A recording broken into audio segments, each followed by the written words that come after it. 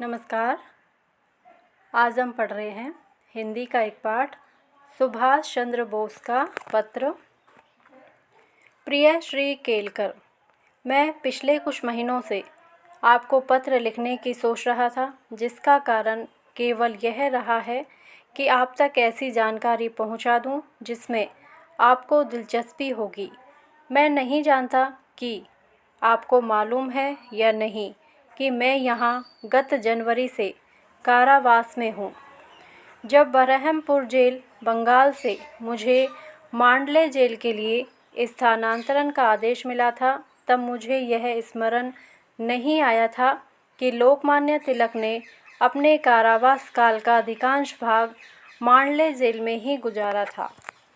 इस चारदीवारी में यहाँ के बहुत ही हतोत्साहित कर देने वाले परिवेश में स्वर्गीय लोकमान्य ने अपने सुप्रसिद्ध गीता भाष्य ग्रंथ का प्रणयन किया था, जिसने मेरी नम्र राय में उन्हें शंकर और रामानुज जैसे प्रकांड भाष्यकारों की श्रेणी में स्थापित कर दिया है। जेल के जिस बाड़ में लोकमान्य रहते थे वह आज तक सुरक्षित है, यद्यपि उसमें फेरबदल किया गया है और उसे बड़ा बनाया गया है।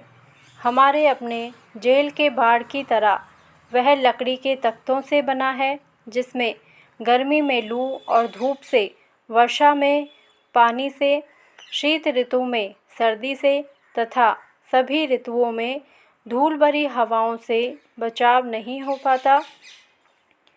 मेरे यहाँ पहुँचने के कुछ ही क्षण बाद मुझे उस बाड़ का परिचय दिया गया। मुझे यह बात अच्छी नहीं लग रही थी कि मुझे भारत से निष्कासित कर दिया गया था, लेकिन मैंने भगवान को धन्यवाद दिया कि मांडले में अपनी मातृभूमि और स्वदेश से बलात् अनुपस्थिति के बावजूद मुझे पवित्र स्मृतियाँ राहत और प्रेरणा देंगी। अन्य जेलों की तरह यह भी एक ऐसा तीर्थ स्थल है जहाँ भारत का एक महानतम सपूत लगातार 6 वर्ष तक रहा था। हम जानते हैं कि लोकमान्य ने कारावास में 6 वर्ष बिताए, लेकिन मुझे विश्वास है कि बहुत कम लोगों को यह पता होगा कि उस अवधि में उन्हें किस हद तक शारीरिक और मानसिक यंत्रणाओं से गुजरना पड़ा था। वे यहाँ एकदम अकेले रहे और उन्हें कोई बौद्धिक स्तर का साथी नहीं मिला। मुझे विश्वास है कि उन्हें किसी अन्य बंदी से मिलने जुलने नहीं दिया जाता था। उनको सांत्वना देने वाली एकमात्र वस्तु किताबें थी और वे एक कमरे में एकदम एकाकी रहते थे। यहाँ रहते हुए उन्हें 2 या 3 भेंटों से अधिक का मौका नहीं दिया गया, और ये भेंट भी पुलिस और जेल अधिकारियों की उपस्थिति में हुई होंगी, जिससे वे कभी भी खुलकर और हार्दिकता से बात नहीं कर पाए होंगे। उन तक कोई भी अखबार नहीं पहुंचने दिया जाता था। उनकी जैसी प्रतिष्ठा और स्थिति वाले नेता को बाहरी दुनिया के घटना चक्रों से एकदम अलग कर देना एक तरह की यंत्रणा ही है, और इस यंत्रणा को जिसने भुगता है वही जान सकता है। इसके अलावा उनके कारावास की अधिकांश अवधि में देश का राजनीतिक जीवन मंद गति से खिसक रहा था, और इस विचार ने उन्हें कोई संतोष नहीं दिया होगा कि जिस उद्देश्य को उन्होंने अपनाया था वह उनकी अनुपस्थिति में किस गति से आगे बढ़ रहा है।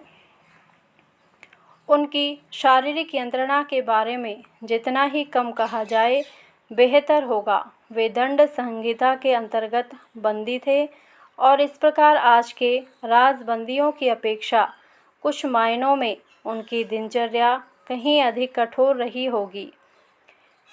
इसके अलावा उन्हें मधुमेह की बीमारी थी। जब लोकमान्य यहाँ थे, मांडले का मौसम तब भी प्राय ऐसा रहा होगा जैसा वह आजकल है, और अगर आज नौजवानों को शिकायत है कि वहाँ की जलवायु शिथिल कर देने वाली और मंदाग्नि तथा गठिया को जन्म देने वाली है, और धीरे धीरे वह व्यक्ति की जीवन शक्ति को सोख लेती है, तो लोकमान्य ने, जो वयोवृद्ध थे, कितना कष्ट झेला होगा। लेकिन इस कारागार की चारों दीवारों में उन्होंने क्या यातनाएं सही, इसके विषय में लोगों को बहुत कम जानकारी है। कितने लोगों को पता होता है उन अनेक छोटी छोटी बातों का जो किसी बंदी के जीवन में सुइयों की सी चुभन बन जाती हैं और जीवन को दूभर बना देती हैं। वे गीता की भावना में मग्न रहते थे और शायद इसलिए दुख और यंत्रणाओं से ऊपर रहते थे। यही कारण है कि उन्होंने उन यंत्रणाओं के बारे में किसी से कभी एक शब्द भी नहीं कहा। समय समय पर मैं सोच में डूबता रहता हूँ कि लोकमान्य को अपने बहुमूल्य जीवन के 6 लंबे वर्ष इन परिस्थितियों में बिताने के लिए विवश होना पड़ा था। हर बार मैंने अपने आप से पूछा, अगर नौजवानों को इतना कष्ट महसूस होता है तो महान लोकमान्य को अपने समय में कितनी पीड़ा सहनी पड़ी होगी,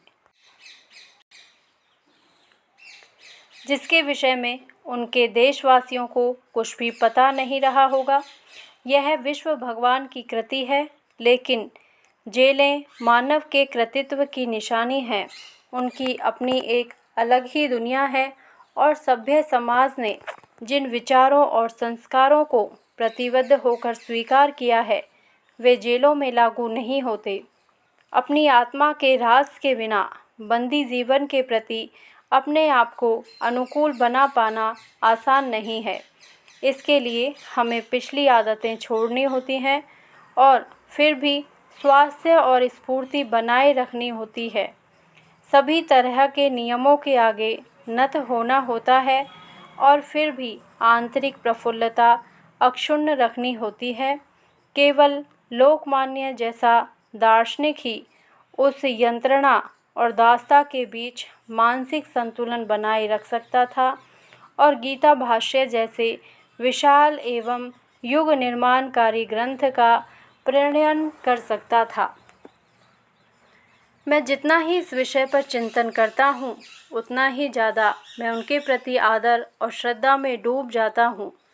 आशा करता हूँ कि मेरे देशवासी लोकमान्य की महत्ता को आंकते हुए इन सभी तथ्यों को भी दृष्टिपथ में रखेंगे।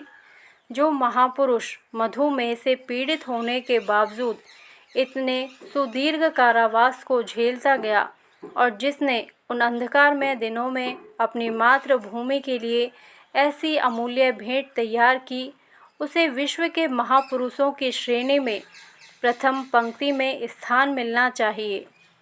लेकिन लोकमान्य ने प्रकृति के जिन अटल नियमों से अपने बंदी जीवन के दौरान टक्कर ली थी, उनको अपना बदला लेना ही था।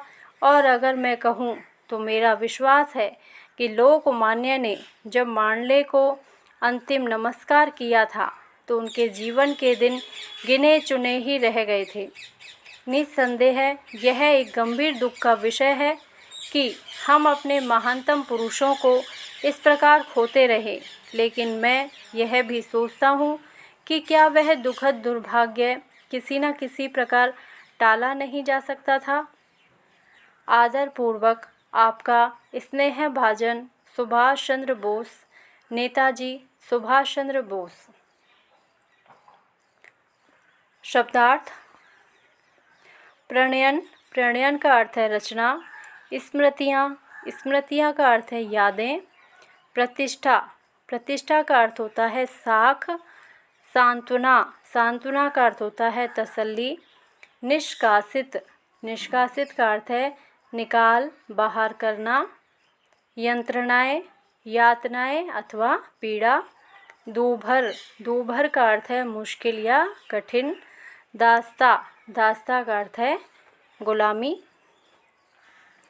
धन्यवाद। यदि आपको यह पाठ अच्छा लगा हो तो प्लीज़ मेरे वीडियो को लाइक करें, शेयर करें और मेरे चैनल को सब्सक्राइब करें।